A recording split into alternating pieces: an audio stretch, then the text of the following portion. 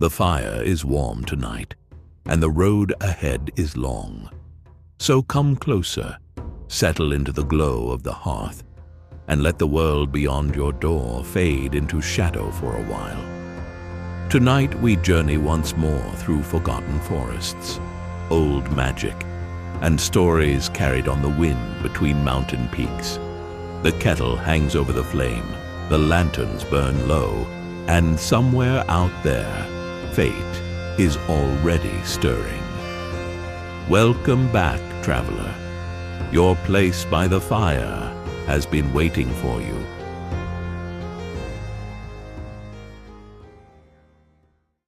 Before the dawn breaks, that's when Father would emerge from the forest, carrying his longbow and the quarry on his shoulders. The little boy, who's not even tall enough to reach the latch of the gate, was standing on a barrel that his father stores the rotten greens in. His gaze is fixed on the log bridge over the small ravine between his house and the forest. The boy's golden locks are covering his eyes, and his toes are starting to hurt from standing on them. He heard soft footsteps behind him, the familiar scent, a mixture of wildflowers and herbs, and a warm embrace. "Ma, I'm not even cold!" The boy struggled to rip off the scarf the woman just wrapped around his neck, covering his ears and nose. "There's a nip in the air," the mother replied kindly. "You don't want to catch a cold now, do you?" The boy paused and returned to his post, keeping a lookout, as a vigilant tower guard would. "He'll walk out of the forest any minute now," he thought, muttering to himself. As he suspected, his mother called out to him and asked him to come inside. "Just a moment, Ma. He'll be here," he promised. The boy replied. "He has been gone for over a week now. He won't stay away for this long." "He must be on his way.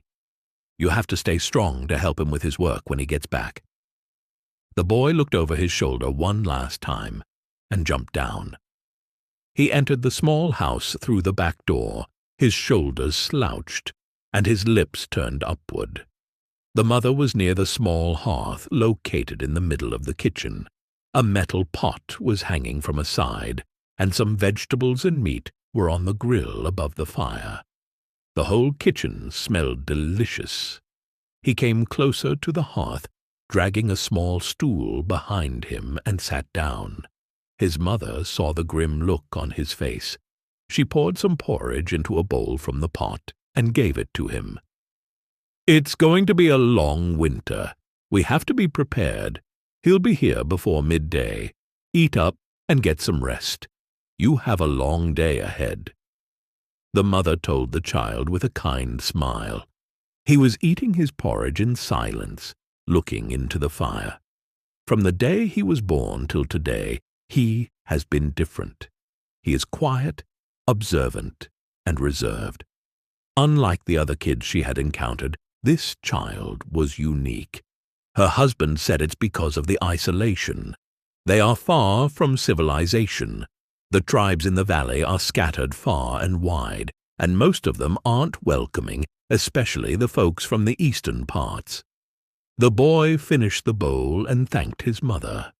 The small embers near the edge of the hearth caught his attention. He started to poke them with the metal rod his mother used to stir the fire. "Leave them be. You'll burn yourself again." The boy got up to leave the kitchen, but the rest of the house was still cold. He huddled up near the chest of drawers that his mother kept all the herbs they gathered. He took one of the small wooden toys his father had made for him, a small horse with one broken leg. He had once left it on the floor, where he accidentally stepped on and broke the leg. His father has promised to make another horse for him if he finds the right type of wood for the job. He started to play with it while his mother was cooking. The house was near the small ravine that separated the forest and the valley. It wasn't too deep, but you need a bridge to cross it unless you want to fall in and injure yourself. During the rainy season, the water below rushed towards the icy river, Seil. The plot of land on which the house was built was almost surrounded by the ravine. The only opening to the valley was also blocked by a maze of stone pillars, a natural rock formation that baffled the locals and kept them away.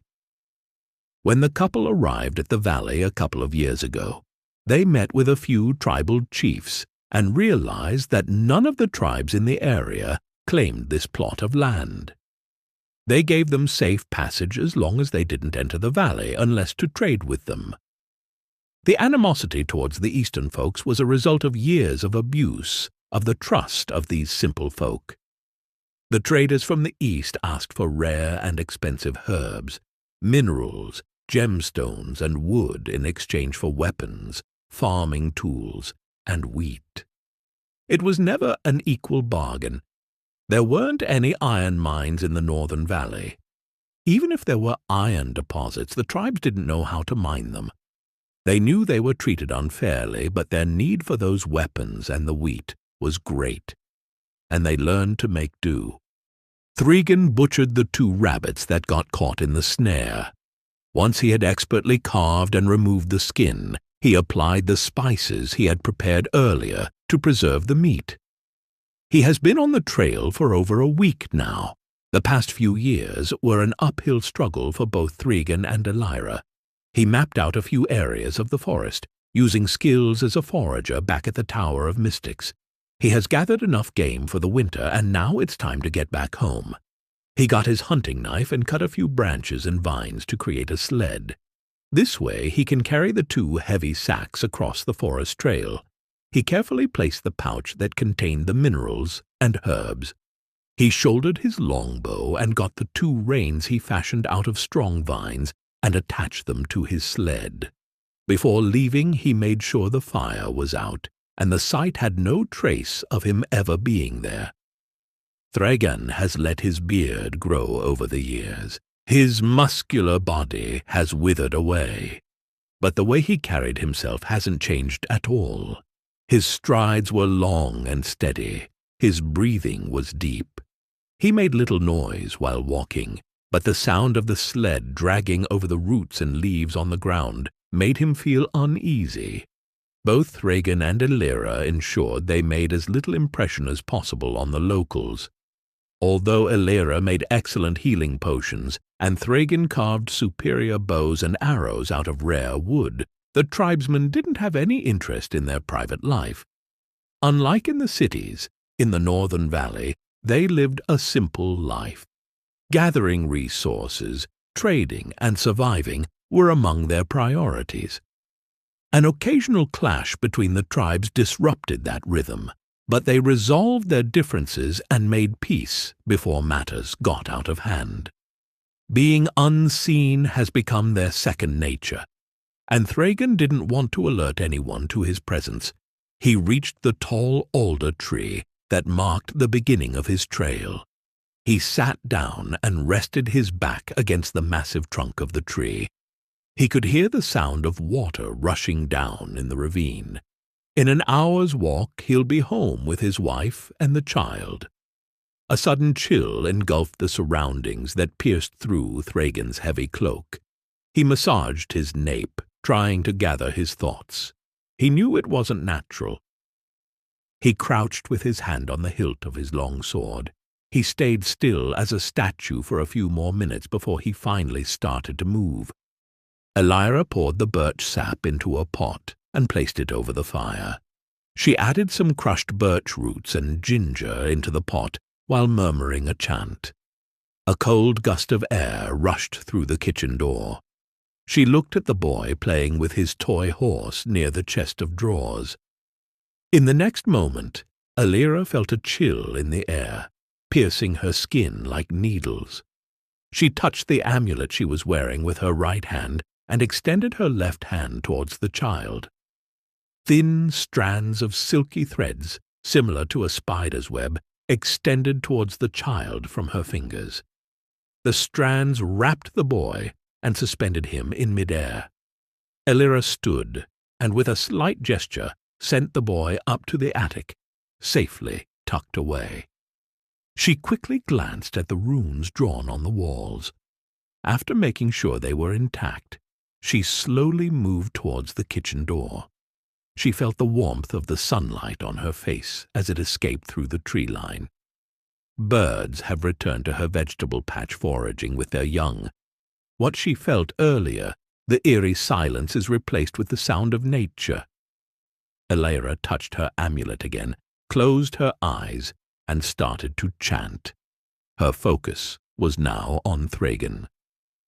It's been closer to 6 years since they fled the Tower of Mystics and fought their way through. It all came rushing back, encountering the Drakthul, fighting it with everything they got, and the mixture of dread and joy they felt when they arrived at the valley. She went into every room, checking her runes and the protective spells that were imbued within. She went back to the kitchen and pulled down the ladder that goes up to the attic. The boy with golden hair was fast asleep as if in a trance. He carefully embraced him and removed the threads that were wrapped around him. One by one, the threads disappear, leaving only the boy in her hands. She took him to the bedroom and laid him on the bed. Elira traced her index finger through the boy's forehead, her heart filled with joy and warmth. She was lost in her thoughts when she heard a familiar whistle. Thragan always whistles when he is closer to the ravine.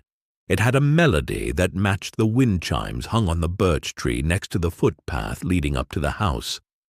Thragan came flying down the footpath and opened the small gate. He dropped the 2 sacks he was carrying on his back and rushed towards the door. Elira was standing at the door with a smile. Thragan dropped to his knees, trying to catch his breath. He was drenched in sweat. Elira ran to him and helped him inside the house. He sat near the fire and drank the warm liquid from the wooden mug Elira offered. He felt a calming effect take over and felt relaxed. He asked where the child was, and she said he was asleep in his room. They both shared what they had experienced earlier. "I knew something was wrong," Thragan said. "I felt it near the clearing. It's as if something was watching me." Elira brought some of the porridge in a bowl and sat next to him. I felt it too. Everything went silent, and it was cold, unnaturally cold. I felt it piercing through my skin. I checked all the runes. Now that you are here, I'll check the wardings around the house and in the maze. Thragan went to check on the child. He was fast asleep under the wool blankets. Thragan leaned against the doorframe. "He was waiting to greet you at the gate. I asked him to come inside. He was upset at first, then went back to playing. Doesn't want to throw away that broken horse." "I should make him another," Thragan said. Elira went out to check on the wardings. Thragan unpacked the 2 sacks. He quartered the meat into small portions and then rubbed salt and other herbs. He then placed them in a rack and covered it with a tanned hide. While he worked with the foragers in Drocht, he learned how to cold smoke meat using beechwood. This made it easier for them to store meat during the harsh winters in their new home. Thragan was almost finished sorting the herbs and the minerals when Elira walked in. She looked a bit pale, but was in good spirits. Thragan had noticed it before. Every spell casting drained Elira. She didn't want to admit it, but her sheer will to keep the wardings, the runes, and the talismans imbued had taken a physical toll on her. When they left the tower, Elira had packed everything she needed. But during the chaos, they lost most of her books, scrolls, and the most important of them all, her casting ring. Now, all the power that she can summon channels through her body instead of an object, making her the conduit. "Something is waking up in the east," Elira spoke. They have kept this subject out of their minds all these years, trying to give as much time as possible to the boy to grow up without having to worry. "I've been having these dreams lately. Someone is looking for us, or trying to communicate with us. If one can reach you this far, it has to be from the tower. We don't have any friends there, Ailra. Not anymore. We have to treat this as a threat. We both knew we could never truly avoid what's happening. It's just that I need more time. I'm sure the grimoire holds the key to unlocking the way to cast spells without using the ring. When Master Aeron gave it to me, he said I should look within and read it through me. He asked me to communicate with it, not just read it. I'm preparing the elixirs Odriek asked for. He will send someone to collect them in a few days. Elira looked at the birchroot extract on the hearth and went near the chest. She opened a couple of drawers in the chest and carefully picked a few stones and pouches from each of them. She then crushed them into a fine powder using a stone mortar and a wooden pestle. She stood over the pot and added the powder slowly. Her eyes were focused on the liquid brewing in the pot. Her lips were moving slightly as if she was whispering something. Thragen knew it would be some time until she was free. He went to the outhouse to bathe and wash the dirt off his body. Dirt, sweat, and blood have accumulated on his skin, creating a pulp. He went to the bedroom and looked at the little boy still sound asleep. Elira has put the boy into a trance-like state where he would sleep for a couple of hours. This will help him forget what transpired in the morning. Thragen collapsed on the bed next to him and fell asleep. He saw the border village where Boktan, Matilda, and Martin lived. Then he saw the forest road they took all the way up to the old forest of the northern valley. He was flying over the forest, looking for the path they had traveled, avoiding the trade routes and frequently traveled footpaths. He felt as if he had forgotten how they got to the ravine. He was circling the forest, feeling lost. Thragen felt a sudden pull. His stomach started to hurt, and then he opened his eyes. Another set of bright blue eyes was right in front of him. A small nose was pressed hard against him. "You are late," Thragen heard a little voice complaining. "I was standing on the barrel the whole morning." Thragen shifted a bit and easily lifted the boy in the air, lying on the bed still. "I was detained. Mountain trolls were guarding the path I took." "Lies! All lies!" the boy shouted, trying to escape. "Ma said there are no trolls in the mountains or in the forest. It's a big forest, and no one has climbed those mountains or mapped the whole forest. Who knows what dwells in those deep burrows?" Thragen felt a soft touch on his knee. Elira was sitting on the edge of the bed. Her rich auburn hair was glowing in the afternoon sun, seeping through the closed windows. Thragen looked at her, the young apprentice to the master healer, who ran to the barracks with a list of herbs and minerals she needed, pleading with anyone who would listen. He remembered how she always smelled like a mixture of wild flowers and herbs. The carefree girl he knew once had disappeared. Elira's eyes are weary, and her brow is wrinkled. He rarely sees her laugh or even smile unless she is playing with the child. The spell casting, making a living in this harsh environment, and the lingering fear had taken away who she was before. "You were dreaming," Elira said with a note of caution in her voice. "Yes, I was lost in the forest and was looking for the way back," Thragen said dismissively. "Guess I was too tired." He carried the boy out of the room, and Elira followed, looking at them, smiling. Both the father and the son spent the rest of the afternoon playing and sharing stories. The little boy wanted to know more about the trolls, and Elira warned Thragen that he would be the one to stay up if the child had nightmares. After checking the smoker, Thragen came inside. The table was laid out for supper. Both the mother and the son were waiting for him. They enjoyed a quiet meal, and Thragen recounted his journey back home at the boy's request. The father and the son cleaned the table while Elira washed the dishes. Elira tucked the boy in for the night. Thragen sat by the fireplace in the living room. He looked out the window into the night. The first signs of winter were clearly visible. The forest and the mountains afar were silent under the silvery moon. Alira came and sat on the chair next to him. "He remembers bits and pieces of what happened in the morning," Alira said. "He is becoming stronger by the day. I can feel it." Thragan shifted his weight and cleared his throat. Alira continued, "I feel something is pulling us back. I felt it in the morning. I felt it while you were asleep. I came to the room and found him on top of you." Thragan described the dream, and Alira was visibly distressed. It has been more than 7 years since they left Bogtan's inn. All this time, the danger was merely a lingering feeling. They've been preparing for this, but it didn't make it any easier. Your dream, what we both felt in the morning, these can't be ignored. I still can't shake it off. What I felt was dread and misery." Thragan shrugged his shoulders. "He observes things. We cannot shield him from this forever." Alira got up and crouched down next to the fireplace. She opened a trapdoor on the floor, revealing a small chamber built beneath the floorboards. There was a small chest in the middle of the chamber. She kept it on the table and examined the runes near the latch. They were carved from a polished stone of unknown origin.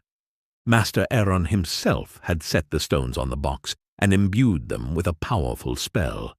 Only the owner could open it.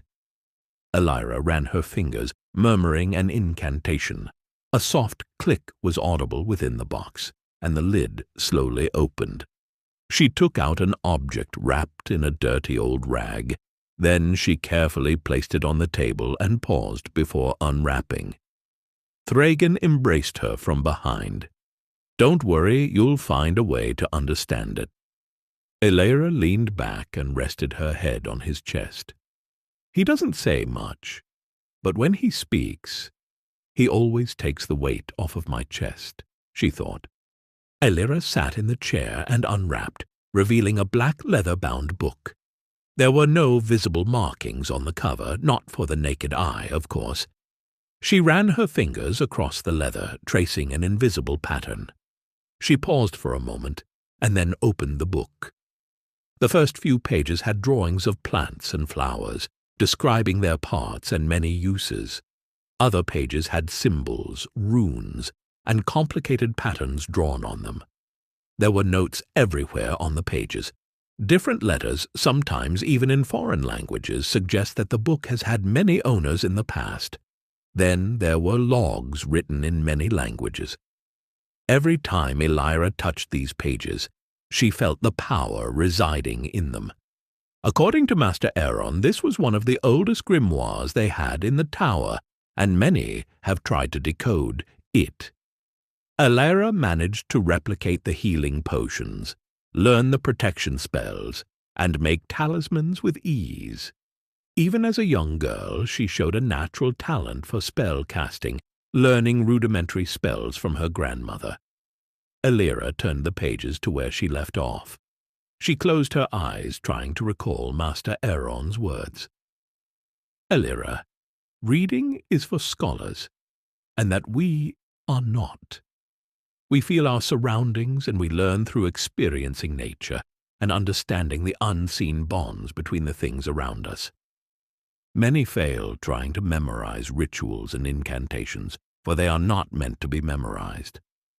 Once you see the bonds between things, you learn to manipulate them. Let it flow through you."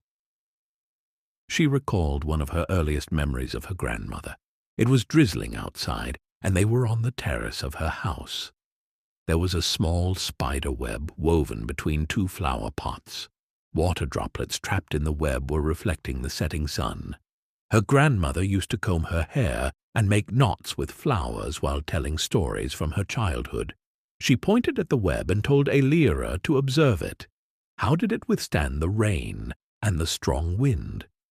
If not for someone or something disturbing its weaving, the web would last for days.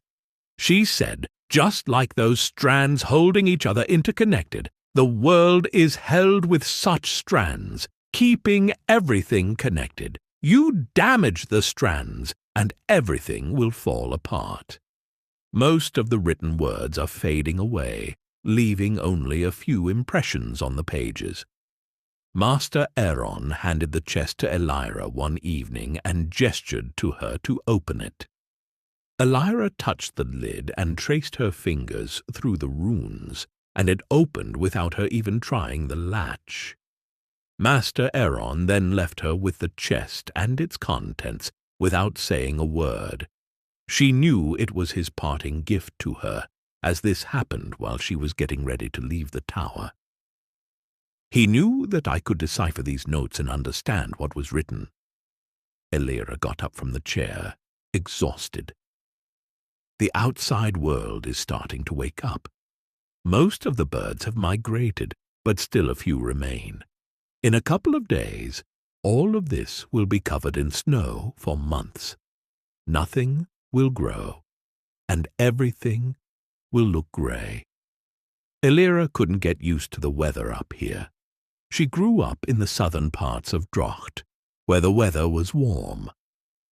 Even during the rainy season, nature was a mix of vivid colours. Elira lay down next to where Thragan and the child were asleep. He tried to help the worm crawling near the nettle bushes. Looked like it was struggling to get to the other side. Father was applying beeswax to the bowstring and linseed oil, to the long sword and the hunting knife. He balanced the wiggling worm at the edge of the stick and safely transported it. He felt the sting of the cold morning breeze. Soon it'll be difficult to stay out for this long without extra layers of clothing. He knew the winter was upon them, and he wanted to get the maximum out of the little freedom he had. Father was busy fixing the windows and the doors, expecting strong winds. He mended the areas that had been damaged on the roof, and laid fresh sod on top of the birch bark. He wasn't allowed to leave the garden and explore. The child always imagined what it would be like to throw stones into the ravine, balance himself on the massive log across it, especially to go on a hunting trip with his father. But Mother was strict about it. She wouldn't even consider going to the edge of the forest. He had heard the stories of his father's adventures, hunting trips in the woods for weeks with his father and his brothers. He was about my age, the child thought. He was leaning against the gate, watching his father busy at work. At least he promised to teach him how to cold smoke meat and prepare it for the winter. Earlier, he helped his father with the pelts. Some he soaked in water with some bark to tan them and use the leather. He carefully removed the grease from the rest of the pelts and kept them to dry. These are necessary skills to learn if you are to survive the harsh winters. Although his world was limited to the cottage and its garden, he learned new skills every day. Mother taught him to identify plants, roots, herbs, minerals, and their uses. Father showed him how to make a sturdy arrow and a balanced bow, how to treat the wood so that it won't bend or break. For a boy of his age, these lessons, coupled with the wild stories, painted a picture of adventure. He has never seen a town or a village, but he tried his best to imagine a place where so many people would gather. He never got to see anyone apart from his parents. Even when the tribal folks visited, he was not allowed to come out. Somehow, he knew deep inside he would experience the world through his own eyes, and he waited patiently. He ran to the kitchen to grab something to eat, and ran out again, ignoring his mother's request to wash his hands first. His father had made him a small bow and an arrow with a blunt tip. He used this to practice on the side of the house facing the stone pillars. He looked towards the pillars. No one knows how they came to be. Father said the tribes were the first settlers in the valley. Even the earliest stories didn't have the origin of the pillars. They are at least 10 feet tall, rectangular in shape, and gray in color. He has heard his parents talk about the pillars. Father has checked their formation. He said it was not natural. Someone has placed them there. Mother has felt lingering energy from a powerful spell. The child wasn't supposed to know any of this, but an inquisitive child at his age is always drawn towards mystery. His mother looks drained when she returns from the pillars. He always asked her why she had to visit the pillars, but he was always met with silence. He had a vague memory of what had happened the other day, before Father arrived. It was cold and the air felt thick and heavy, laden with dread. Then he felt her warm embrace. She wasn't close by, but he felt her, lifting him off the floor and carrying him to the room. When he inquired about it, he was met with silence. The arrow missed its mark and shot past the fence. He tried to grab the arrow, but it was out of his reach. After trying several times, he decided to do something bold, to climb over the fence and take it. He hesitated at first. What if Mother or Father sees me? But his adventurous side took over. He carefully placed a small stepping stone near the fence and climbed up.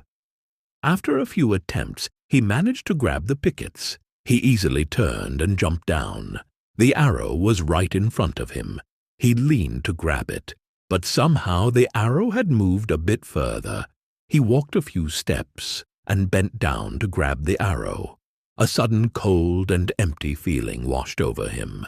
His legs felt heavy, and his chest tightened.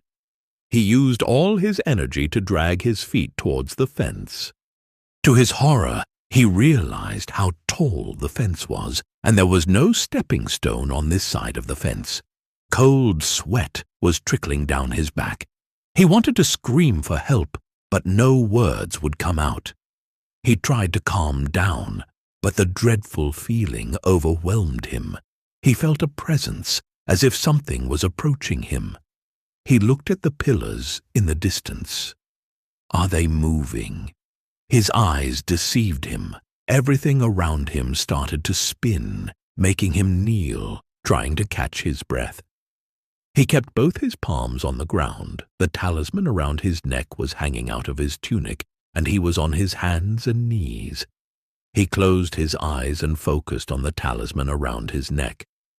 Strange words came to his mind, pulling him towards the warm feeling he had felt earlier when he recalled his mother's embrace.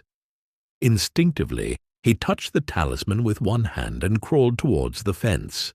The moment he touched the fence, he was pulled inside by an unseen force as if the fence wasn't there.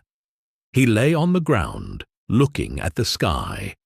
He felt weak, and his vision was blurred. He felt as if he was sinking. He couldn't move his limbs, nor could he move his lips. He closed his eyes, still clutching the talisman around his neck. And so the fire burns low, and our path through the old woods comes to its end. For tonight. Thank you for sharing this hearth and this journey with me. If you wish to return when the lanterns are lit once more, and the story continues beyond the hills, stay close to the fire. Subscribe, and remain with us for the next chapter of the journey. Until then, may your road be warm, and your nights filled with gentle light.